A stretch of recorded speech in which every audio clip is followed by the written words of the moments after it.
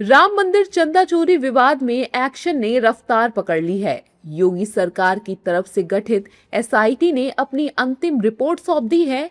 इस रिपोर्ट में श्री राम जन्मभूमि तीर्थ क्षेत्र ट्रस्ट के पूर्व महासचिव चंपत राय और पूर्व सदस्य अनिल मिश्रा को क्लीन चिट दे दी गई है। बता दें, चंपत राय वही नाम है जिन्होंने चंदा चोरी विवाद सामने आने के बाद अपने पद से इस्तीफा दे दिया था। अब एसआईटी की अंतिम रिपोर्ट में उन्हें क्लीन चिट मिल गई है। एसआईटी की रिपोर्ट शासन को सौंपे जाने के बाद इसे श्री राम जन्मभूमि तीर्थ क्षेत्र ट्रस्ट को आगे कार्रवाई के लिए भेज दिया गया है। लेकिन इस रिपोर्ट की सबसे अहम बात यह है कि जांच में 8 लोगों की भूमिका सामने आई है, जिन्हें पुलिस पहले ही गिरफ्तार कर चुकी है। उनके नाम हैं अविनाश शुक्ला, अनुकल्प मिश्रा, लवकुश मिश्रा, मनीष कुमार यादव, करुणेश पांडे, रमाशंकर मिश्रा, सुभाष श्रीवास्तव, रामशंकर यादव उर्फ टीनू। इन 8 आरोपियों के खिलाफ श्री राम जन्मभूमि थाने में केस दर्ज किया गया था। ट्रस्ट के सदस्य कृष्ण मोहन की लिखित शिकायत के आधार पर दर्ज एफआईआर में इन नामों को नामजद किया गया। आरोपियों के खिलाफ भारतीय न्याय संहिता की संबंधित धाराओं के साथ साथ भ्रष्टाचार निवारण अधिनियम की धारा 13A के तहत भी कार्रवाई की गई। चंदा चोरी केस में एसआईटी की टाइमलाइन। 13 जून को शासन ने 3 सदस्यीय एसआईटी बनाई। 23 जून को एसआईटी ने प्रारंभिक रिपोर्ट सौंपी। 25 जून को अयोध्या में पहली एफआईआर दर्ज हुई और अब फाइनल रिपोर्ट में चंपत राय, अनिल मिश्रा को क्लीन चिट मिली।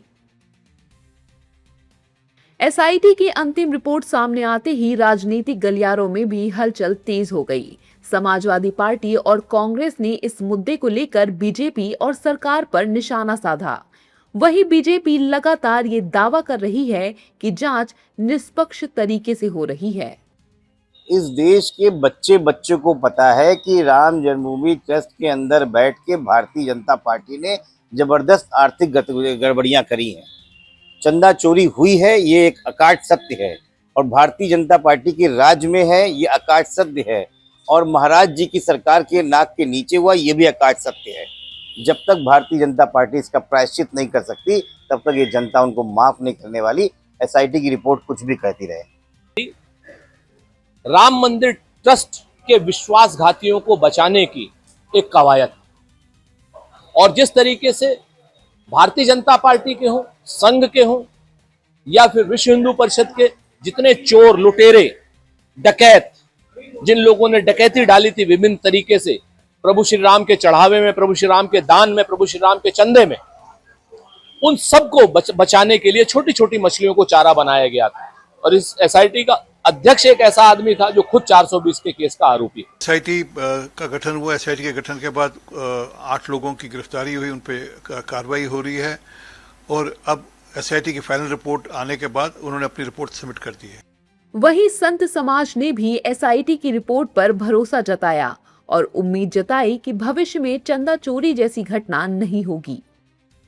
हम सभी साधु संत, अयोध्यावासी, राम मंदिर के प्रति निष्ठा रखने वाले सभी लोग इससे बहुत संतुष्ट हैं। आशा करते हैं कि दोबारा कभी भी राम मंदिर की मर्यादा के खिलाफ इस तरह का कोई भी इंसिडेंट नहीं होगा। एसआईटी की जांच में श्री चंपत राय जी को और अनिल मिश्रा जी को क्लीन चिट मिला है। अनिल मिश्रा के बारे में तो हम लोग नहीं जानते हैं, लेकिन चंपत राय को लेकर के हम लोग पहले से ही विश्वस्त थे कि चंपत राय जी ऐसा महापाप नहीं कर सकते। अब सबसे बड़ा सवाल यही है कि क्या सुप्रीम कोर्ट की निगरानी में चल रही दूसरी एसआईटी की जांच भी इन्हीं निष्कर्षों तक पहुंचेगी या फिर चंदा चोरी विवाद में अभी और बड़े खुलासे होना बाकी है।